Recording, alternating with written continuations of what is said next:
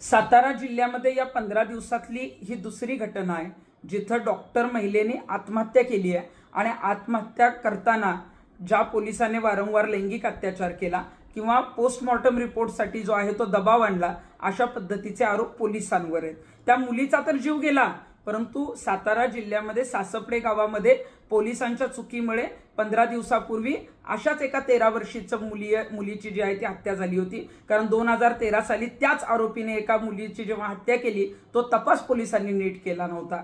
या ज्या फलटणला जी घटना घडली आहे ती खरं तर थांबवता आली असती, पोलिसांनी जर वेळीच दखल घेतली असती तर निश्चितच या मुलीने आत्महत्येचं पाऊल उचललं नसतं। परंतु गृहमंत्री साहेब इथं कुंपणच शेत खातंय।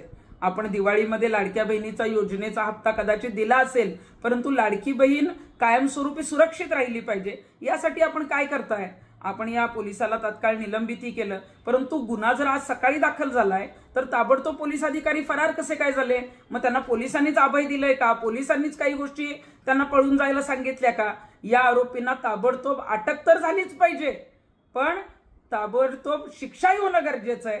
कारण ताबडतोब आपल्या इथं शिक्षा होत नाहीत म्हणून वारंवार अशा घटना घडतायत आणि त्याच्यामध्ये आमच्या ज्या महाराष्ट्रातल्या लेकी आहेत त्या बळी पडतायत। मग कुणाची हत्या होतीये तर कुणी जे आहे ते आत्महत्या करतंय।